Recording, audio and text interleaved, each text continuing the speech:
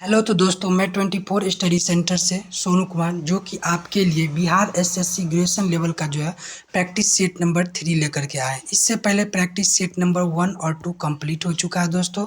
तो आप लोग वीडियो को ज़रूर देखें और दोस्तों के साथ वीडियो को शेयर करें, लाइक करें। और दोस्तों आज जो है हम 80 क्वेश्चन डिस्कस करने वाले हैं। आपके एग्ज़ाम के पॉइंट ऑफ व्यू से ये क्वेश्चन बहुत ही महत्वपूर्ण होने वाला है। तो दोस्तों आप लोग ध्यान से इसे देखें और पढ़ें। तो दोस्तों हम बढ़ते हैं आज के क्वेश्चन की ओर। तो ये रहा दोस्तों आज का पहला क्वेश्चन जो कि आपके एग्ज़ाम के पॉइंट ऑफ व्यू से महत्वपूर्ण होने वाला है। तो दोस्तों पहला क्वेश्चन है कि राजा राम मोहन राय संस्थापक थे। तो राजा राम मोहन राय जो है संस्थापक थे किसके दोस्तों? आर्य समाज के संस्थापक थे, ब्रह्म समाज के संस्थापक थे, रामकृष्ण मिशन के संस्थापक थे या प्रार्थना समाज के संस्थापक थे। तो दोस्तों इसका जो सही आंसर हो जाएगा वो ब्रह्म समाज के संस्थापक थे। तो दोस्तों ये रहा आपका बी नंबर इसका सही आंसर। तो बढ़ते हैं दोस्तों अगले क्वेश्चन की ओर। ये रहा दोस्तों अगला क्वेश्चन। ये अगला क्वेश्चन रहा दोस्तों, मैग्नेट रेखा किस देश के मध्य स्थित है? मैग्नेट रेखा जो है दोस्तों किस देश के बीच स्थित है? तो नामीबिया और अंगोला के बीच दोस्तों। दूसरा है अमेरिका और कनाडा। तीसरा दोस्तों फ्रांस और जर्मनी। और चौथा है दोस्तों आपका जर्मनी और पोलैंड। तो दोस्तों इसका जो सही आंसर हो जाएगा वो हो जाएगा दोस्तों आपको फ्रांस और जर्मनी। इसका जो है यह सही आंसर हो जाएगा। तो दोस्तों हम बढ़ते हैं अगले क्वेश्चन की ओर। ये रहा अगला क्वेश्चन दोस्तों आपके बीच, सतलज नदी का उद्गम। तो दोस्तों सतलज नदी का जो उद्गम है वो कहाँ से होता है? तो सतलज नदी का उद्गम दोस्तों भारत में, चीन में, पाकिस्तान में, इनमें से कोई नहीं। तो दोस्तों इसका जो सही आंसर होगा वो क्या हो जाएगा दोस्तों? तो चीन जो है इसका सही आंसर हो जाएगा। तो दोस्तों बढ़ते हैं हम अगले क्वेश्चन की ओर। ये रहा आपका 4 नंबर क्वेश्चन जो कि आपके एग्जाम के पॉइंट ऑफ व्यू से बहुत ही महत्वपूर्ण होने वाला है। तो दोस्तों हम ये क्वेश्चन देख रहे हैं कि भारतीय संविधान सभा ने भारतीय राष्ट्रीय ध्वज की रूपरेखा को अंगीकार किया है। तो दोस्तों भारतीय राष्ट्रीय ध्वज की रूपरेखा को अंगीकार किया है 23 अगस्त 1947 को, बी 13 दिसंबर 1947 को, सी 15 अगस्त 1947 को, डी 22 जुलाई 1947 को।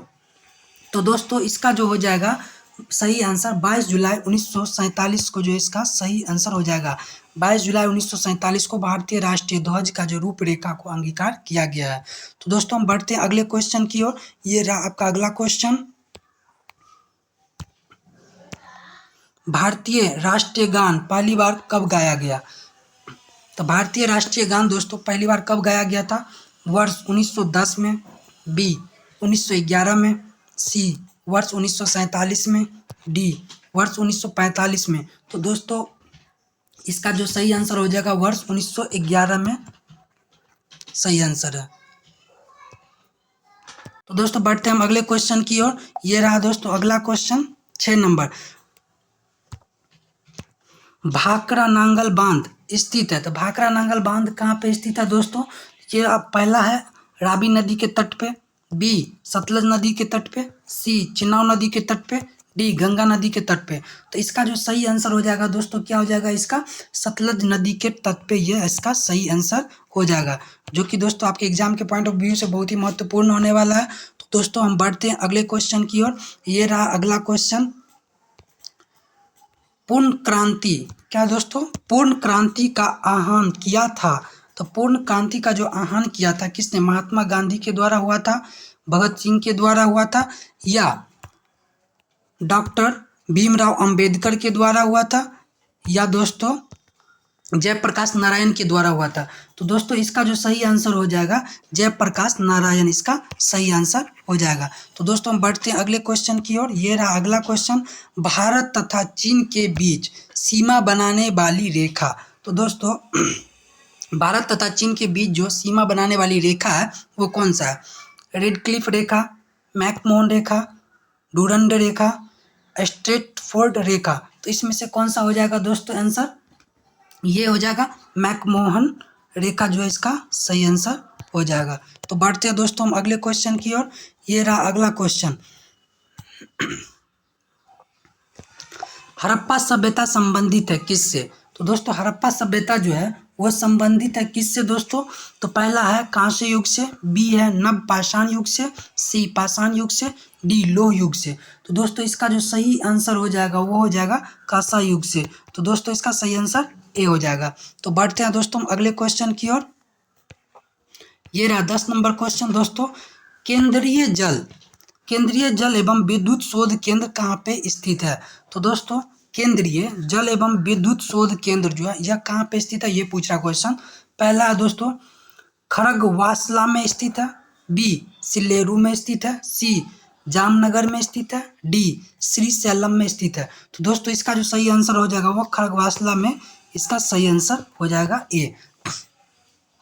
तो दोस्तों हम बढ़ते हैं अगले क्वेश्चन की ओर। ये रहा आपका अगला क्वेश्चन 41 नंबर क्वेश्चन दोस्तों। ये बोल रहा है कि लोकसभा तथा विधानसभा के निर्वाचन में एक उम्मीदवार अपनी जमानत की राशि खो देगा अगर उसे कुल वैध मतों का, तो क्या होगा कुल वैध मतों का दोस्तों? वैध मतों का तो ए नंबर हो जाएगा 1/5 से कम मत प्राप्त हो, बी 1/7 से कम मत प्राप्त हो, सी 1/6 से कम मत प्राप्त हो, डी इनमें से कोई नहीं। तो दोस्तों इसका जो आंसर हो जाएगा 1/6 से कम मत प्राप्त होगा, ये इसका सही आंसर हो जाएगा। तो दोस्तों हम बढ़ते हैं अगले क्वेश्चन की ओर। ये रहा अगला क्वेश्चन। भारतीय राष्ट्रीय कांग्रेस का प्रथम अधिवेशन दिसंबर 1885 में कहाँ हुआ था? तो दोस्तों कलकत्ता में, मुंबई में, लाहौर में या मद्रास में।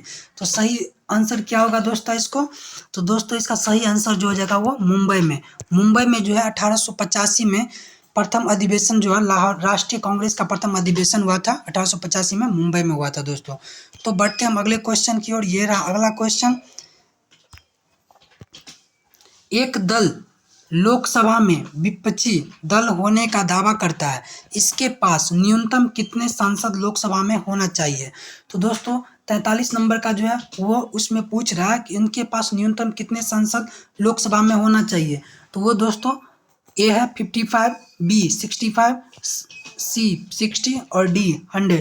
तो दोस्तों इसका जो सही आंसर हो जाएगा ए 55 होना चाहिए, संसद लोकसभा में होना चाहिए कितना? तो 55 होना चाहिए। तो दोस्तों हम बढ़ते हैं अगले क्वेश्चन की ओर। ये रहा अगला क्वेश्चन। ये क्वेश्चन तो बहुत बड़ा है, थोड़ा सा इसको छोटा कर लिया जाए। तो दोस्तों ये रहा अगला क्वेश्चन। ग्राम पंचायत का कोई सदस्य हस्तलिखित आवेदन मुखिया को समर्पित कर त्यागपत्र दे सकता है। आवेदन समर्पित करने के कितने दिनों बाद त्यागपत्र प्रभावित माना जाएगा?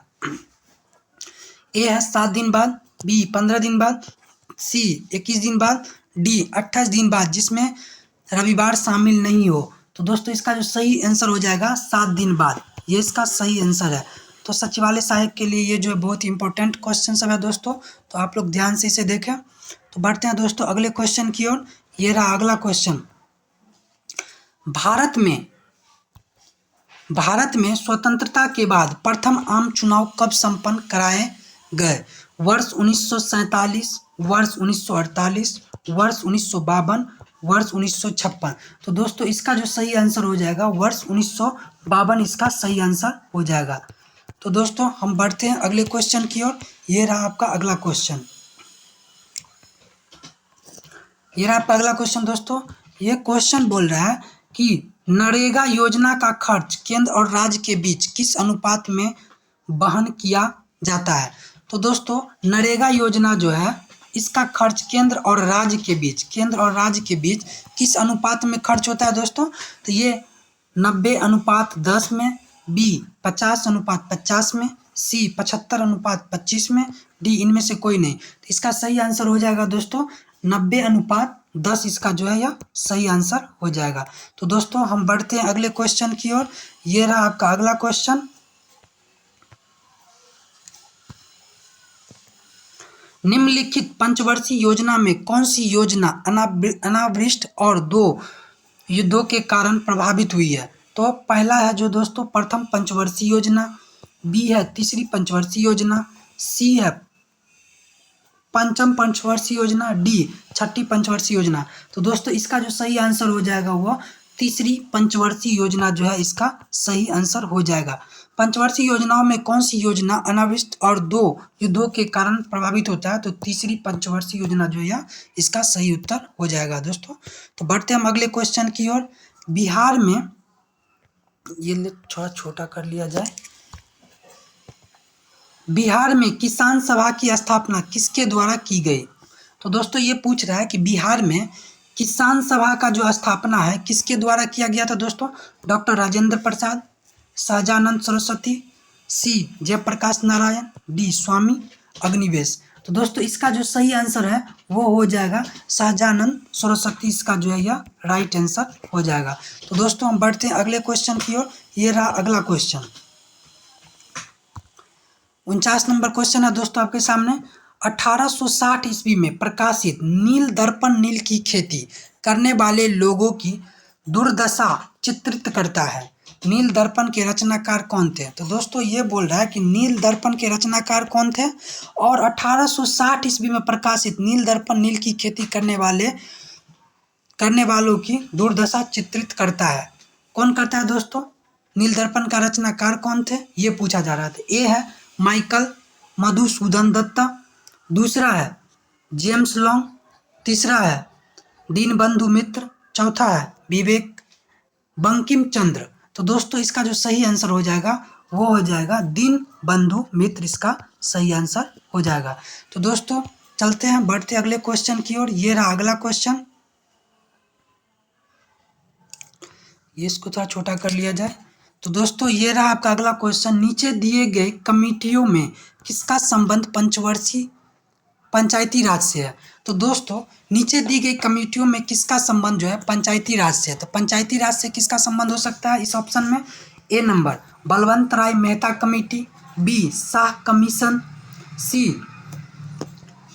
MC जोशी कमेटी और D justice Mukul Mudgal committee. दोस्तों इसका जो सही आंसर हो जाएगा वह बलवंत राय मेहता कमेटी, इसका जो है वह सही आंसर हो जाएगा। तो दोस्तों हम बढ़ते हैं इसी प्रकार अगले क्वेश्चन की ओर। ये रहा आपका अगला क्वेश्चन, ये रहा अगला क्वेश्चन दोस्तों, सामुदायिक विकास कार्यक्रम का सार था। सामुदायिक विकास कार्यक्रम का जो सार था वो क्या था? ए सड़कों का निर्माण करना, बी परिवार नियोजन करना, सी लोक भागीदारी, डी सिंचाई। तो दोस्तों इसका जो सही आंसर हो जाएगा लोक भागीदारी, इसका सही आंसर हो जाएगा। तो दोस्तों हम बढ़ते हैं अगले क्वेश्चन की ओर। ये रहा अगला क्वेश्चन दोस्तों आपके सामने, द्रोणाचार्य पुरस्कार किस क्षेत्र में दिया जाता है? द्रोणाचार्य पुरस्कार जो है वो किस क्षेत्र में दिया जाता है? ए साहित्य के क्षेत्र में, बी शांति के क्षेत्र में, सी क्रीड़ा प्रशिक्षण के क्षेत्र में, डी वीरता के क्षेत्र में। तो दोस्तों इसका जो सही आंसर हो जाएगा क्रीड़ा प्रशिक्षण में दिया जाता है, इसका यह सही आंसर हो जाएगा। तो बढ़ते हैं दोस्तों हम अगले क्वेश्चन की ओर। ये रहा आपका अगला क्वेश्चन, राष्ट्रीय खेल दिवस 29 अगस्त को मनाया जाता है। तो दोस्तों यहाँ से एक क्वेश्चन बन गया कि राष्ट्रीय खेल दिवस कब मनाया जाता है? तो 29 अगस्त को राष्ट्रीय खेल दिवस मनाया जाता है और यह निम्न में से किससे संबंधित है? तो राष्ट्रीय खेल संबंधित किससे है सो अब देख लेते हैं हम दोस्तों। ए नंबर है ध्यानचंद, बी है मिल्खा सिंह, सी है दिलीप सिंह और डी है दोस्तों CK नायडू। तो दोस्तों राष्ट्रीय खेल दिवस 29 अगस्त को मनाया जाता है और यह किससे संबंधित है? तो ध्यानचंद से यह संबंधित है, ध्यानचंद से यह संबंधित है, यह इसका सही आंसर हो जाएगा। तो दोस्तों हम बढ़ते हैं अगले क्वेश्चन की ओर। ये रहा आपका अगला क्वेश्चन, 54 नंबर क्वेश्चन है, जो कि मैग्सेस पुरस्कार रोमन मैग्सेस के नाम पर दिया जाता है। तो दोस्तों मैग्सेस पुरस्कार जो है किस नाम पे दिया जाता है? तो रोमन मैग्सेस के नाम पे दिया जाता है। वे किस देश के राष्ट्रपति थे? वो किस देश के राष्ट्रपति थे? तो दोस्तों म्यांमार के राष्ट्रपति थे, बी मलेशिया के राष्ट्रपति थे, सी फिलीपींस के राष्ट्रपति थे या स्वीडन के राष्ट्रपति थे। तो दोस्तों ये जो हो जाएगा इसका सही आंसर जो है फिलीपींस के राष्ट्रपति थे, इन्हीं के द्वारा यह दिया जाता है। तो दोस्तों हम बढ़ते हैं इसी प्रकार अगले क्वेश्चन की ओर। 55 नंबर क्वेश्चन ये कह रहा है दोस्तों, देखिए कि 22वें शीतकालीन ओलंपिक खेल किस देश में आयोजित किए गए थे? तो दोस्तों 22वां जो शीतकालीन ओलंपिक है खेल है किस देश में आयोजित किया गया? पहला दोस्तों ए रूस में, बी दक्षिण कोरिया में, सी यूनाइटेड किंगडम में, डी स्विट्जरलैंड में। तो दोस्तों 55 नंबर का जो आंसर हो जाएगा वो इसका सही आंसर हो जाएगा। रूस में जो है 22वें शीतकालीन ओलंपिक खेल जो है आयोजित किए गए थे। कहाँ पे दोस्तों? तो रूस में। तो दोस्तों इसी प्रकार हम बढ़ते हैं अगले क्वेश्चन की ओर। ये रहा आपका अगला क्वेश्चन। सहारा रेगिस्तान किस महाद्वीप में स्थित है? तो दोस्तों ये क्वेश्चन पूछ रहा है कि सहारा रेगिस्तान जो है किस महाद्वीप में अवस्थित है? तो दोस्तों ए है एशिया में, बी यूरोप में, सी अफ्रीका में, डी ऑस्ट्रेलिया में। तो दोस्तों इसका जो सही आंसर हो जाएगा वह अफ्रीका में इसका सही आंसर हो जाएगा। तो दोस्तों हम बढ़ते हैं इसी प्रकार अगले क्वेश्चन की ओर। ये रहा अगला क्वेश्चन। डूरंड कप किस खेल से संबंधित है? दोस्तों ए है टेनिस से, बी फुटबॉल से, सी हॉकी से, डी इनमें से कोई नहीं। तो 57 नंबर का जो हो जाएगा दोस्तों ये फुटबॉल इससे संबंधित है। तो डूरंड कप जो है फुटबॉल से संबंधित है। तो दोस्तों हम बढ़ते हैं अगले क्वेश्चन की ओर। ये रहा आपका अगला क्वेश्चन। बिहू बिहू जो है किस राज्य का लोक नृत्य है? तो दोस्तों ए असम का है, बी उड़ीसा का है, सी त्रिपुरा का है, डी पश्चिम बंगाल का है। तो दोस्तों असम का हो जाएगा बिहू, ये इसका सही आंसर हो जाएगा। तो दोस्तों हम बढ़ते हैं अगले क्वेश्चन की ओर। ये रहा अगला क्वेश्चन। पेरू की राजधानी कहाँ है? दोस्तों पेरू की राजधानी जो है वो कहाँ है? ए ला पाज, बी क्विटो, सी लीमा, डी बोगोटा। तो दोस्तों इसका जो सही आंसर हो जाएगा वो हो जाएगा लीमा। इसका जो है यह सही आंसर हो जाएगा। पेरू की राजधानी लीमा है। तो दोस्तों बढ़ते हैं अगले क्वेश्चन की ओर। चेरनोबिल, ये बोला चेरनोबिल परमाणु संयंत्र जो अब बंद है कहाँ है? तो दोस्तों चेरनोबिल परमाणु संयंत्र जो है अभी बंद हो चुका है। ये पूछ रहा है कि वो है कहाँ। ए दोस्तों रूस में, बी यूक्रेन में, सी बेलारूस में, डी जॉर्जिया में। तो इसका आंसर हो जाएगा दोस्तों ये है यूक्रेन में। यूक्रेन में क्या दोस्त? चेरनोबिल परमाणु संयंत्र जो है वो यूक्रेन में है। तो दोस्तों हम बढ़ते हैं अगले क्वेश्चन की ओर। ये रहा जापान की मुद्रा क्या है? ये तो दोस्तों सभी दोस्तों को पता होगा। जापान की जो मुद्रा है वो कहाँ पे है दोस्तों? कौन सा है? तो दिरहम, ए बी में क्रोनर, सी युआन, डी येन। तो दोस्तों इसका जो सही आंसर हो जाएगा येन। तो दोस्तों हम बढ़ते हैं अगले क्वेश्चन की ओर। ये रहा अगला क्वेश्चन। निम्नलिखित में से किस चक्रवात ने भारत में पूर्वी तट को प्रभावित नहीं किया? बोल रहा दोस्तों किस चक्रवात ने भारत के पूर्वी तट को प्रभावित नहीं किया है, ये पूछ रहा क्वेश्चन। तो दोस्तों पहला ऑप्शन है नीलोफर, बी है हुदहुद, सी लहर, डी हेलेन। तो दोस्तों इसका जो सही होगा नीलोफर। इसका सही आंसर हो जाएगा नीलोफर। तो दोस्तों हम बढ़ते हैं अगले क्वेश्चन की ओर। ये अगला ट्रेन टू पाकिस्तान पुस्तक निम्नलिखित में से किसने लिखी है? ट्रेन टू पाकिस्तान पुस्तक जो है वो किसने लिखी है दोस्तों? पहला है Mulk Raj Anand, B Shobha Singh, C Ruskin Bond, D Khushwant Singh. तो दोस्तों इसका जो सही आंसर हो जाएगा खुशवंत सिंह ने जो है ट्रेन टू पाकिस्तान पुस्तक लिखी है। तो बढ़ते हैं अगले क्वेश्चन की ओर। इसको थोड़ा छोटा कर लिया जाए। पाकिस्तान भारत एक खोज पुस्तक अहमदनगर किला में कारावास के दौरान लिखी गई थी। तो दोस्तों भारत एक खोज पुस्तक कहाँ पे लिखी गई थी? अहमदनगर किला के कारावास के दौरान लिखी गई थी। भारत के एक खोज के लेखक कौन थे?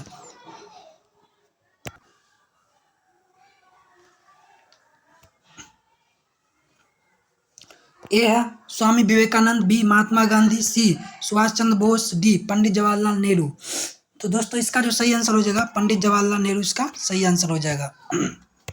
तो बढ़ते हैं दोस्तों हम अगले क्वेश्चन की ओर। ये रहा आपका अगला क्वेश्चन। कौन सा देश sugar bowl of the world के रूप में जाना जाता है? कौन सा देश है जो sugar bowl of the world के रूप में जाना जाता है? क्यूबा, ए बी में Bharat, C Brazil, D US. तो दोस्तों इसका जो सही आंसर हो जाएगा क्यूबा इसका सही आंसर हो जाएगा। तो दोस्तों हम बढ़ते हैं अगले क्वेश्चन की ओर। जल का जो घनत्व है, जल का घनत्व किस तापमान पर अधिक हो जाता है? तो दोस्तों जल का जो घनत्व है वह 4 डिग्री सेल्सियस पे वह सबसे अधिक हो जाता है। यह इसका सही आंसर हो जाएगा। ये रहा दोस्तों इसका सही आंसर, जो कि यह 4 डिग्री सेल्सियस पे हो जाएगा। तो बढ़ते हैं अगले क्वेश्चन की ओर। 67 नंबर क्वेश्चन है दोस्तों, ये आपके बीच देखिए, पढ़ते हैं। संयुक्त राष्ट्र संघ का गठन किस वर्ष हुआ था? संयुक्त राष्ट्र संघ का जो है गठन किस वर्ष हुआ था दोस्तों? ए है 1945, बी 1947, सी 1954, डी 1919 में। तो दोस्तों इसका जो सही आंसर हो जाएगा 1945, इसका सही आंसर हो जाएगा। 1945 में जो है संयुक्त राष्ट्र संघ का गठन हुआ था। तो बढ़ते अगले क्वेश्चन की ओर। ये रहा अगला क्वेश्चन। भारत की आज़ादी के समय भारत के वायसराय कौन थे? भारत की आज़ादी के समय भारत के जो है वायसराय वो कौन थे? पहला है दोस्तों लॉर्ड बेवेल, बी है Lord Curzon, C Lord Mountbatten, D C Rajagopalachari. तो इसका सही हो जाएगा माउंटबेटन, इसका जो है यह सही आंसर हो जाएगा। तो दोस्तों बढ़ते हम अगले क्वेश्चन की ओर। ये रहा आपका अगला क्वेश्चन। कौन सा ICS अधिकारी भारतीय राष्ट्रीय कांग्रेस के 1885 में गठन में शामिल रहा? ए है Macaulay, B Lord Simon, C Lord Irwin, D A.O. Hume. तो इसका सही आंसर हो जाएगा A.O. ह्यूम, जो है वो 1885 में ICS अधिकारी भारतीय राष्ट्रीय कांग्रेस के 1885 में गठन में जो है शामिल रहा, वो थे A.O. ह्यूम, जो है वो शामिल रहा था। तो दोस्तों बढ़ते अगले क्वेश्चन की ओर। म्यांमार की नई राजधानी क्या है? तो दोस्तों म्यांमार की जो नई राजधानी है वो क्या है? तो दोस्तों ए नंबर ऑप्शन में है यांगून, मांडले, नायपीडा और कोचिन नायपीडा। तो इसका सही आंसर हो जाएगा दोस्तों नायपीडा, आंसर इसका जो है सही आंसर हो जाएगा। म्यांमार की यह नई राजधानी है नायपीडा। तो दोस्तों हम बढ़ते अगले क्वेश्चन की ओर। ये रहा अगला क्वेश्चन।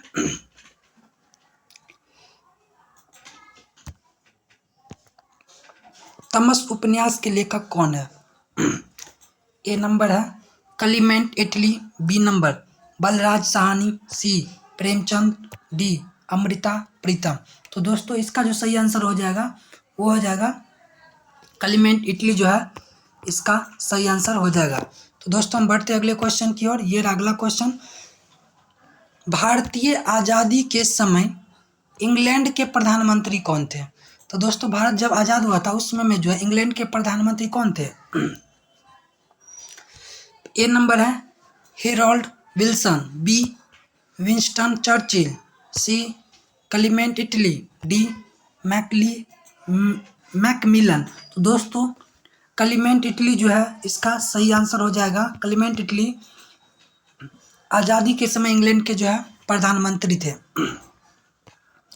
ये रहा दोस्तों आपका अगला क्वेश्चन। भारत और चीन के बीच पंचशील समझौता कब हस्ताक्षरित हुआ था? तो दोस्तों भारत और चीन के बीच जो है पंचशील समझौता जो हस्ताक्षरित हुआ था वो कब हुआ था? 1949 में, 1962 में, 1954 में, या इनमें से कोई नहीं? तो दोस्तों 1954 में जो है इसका सही आंसर हो जाएगा। भारत और चीन के बीच पंचशील समझौता का हस्ताक्षरित हुआ था। तो बढ़ते हैं दोस्तों अगले क्वेश्चन की ओर। ये रहा आपका अगला क्वेश्चन। भारत में हरित क्रांति के जनक कौन थे? तो भारत में जो है हरित क्रांति के जनक थे A Prakash Singh Kairon, B APJ Abdul Kalam, C MS Swaminathan, D इनमें से कोई नहीं। तो इसका जो है हो जाएगा सही आंसर MS स्वामीनाथन, जो है इनका सही आंसर हो जाएगा दोस्तों। तो बढ़ते हैं हम अगले क्वेश्चन की ओर।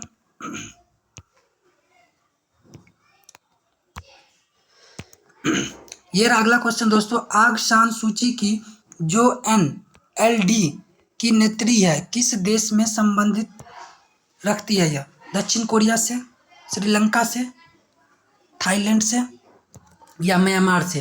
तो दोस्तों इसका जो सही आंसर हो जाएगा म्यांमार, इसका सही आंसर हो जाएगा। तो बढ़ते हैं दोस्तों अगले क्वेश्चन की ओर।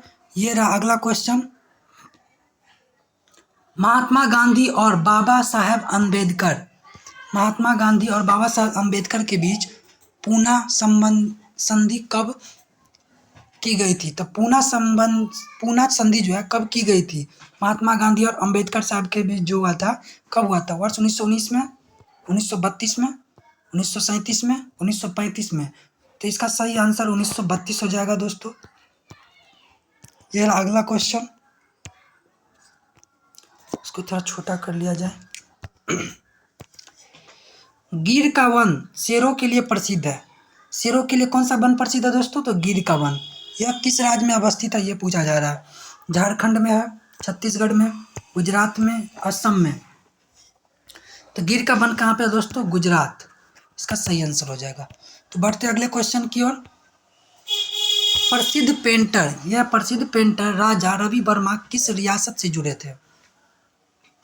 ए मैसूर से, बी रावणकोट से, सी कुर्ग से, या कुछ बिहार से। तो इसका सही आंसर हो जाएगा दोस्तों रावणकोट से, इसका सही आंसर हो जाएगा। ये रहा अगला क्वेश्चन। बिहार में बहने वाली नदियों में किसका उद्गम अमरकंटक में है? तो अमरकंटक में किसका उद्गमन है दोस्तों बिहार में बहने वाली नदियों में? कोयल, सोन, पुनपुन, कोरा। तो इसका सही आंसर हो जाएगा दोस्तों सोन नदी, इसका सही आंसर हो जाएगा। तो दोस्तों बढ़ते अगले क्वेश्चन की ओर। 80 निम्नलिखित में से किसने नालंदा विश्वविद्यालय में अध्ययन किया है? तो दोस्तों ये जो ऑप्शन है, इसमें से नालंदा विश्वविद्यालय में अध्ययन किसने किया है? तो दोस्तों बढ़ते हैं।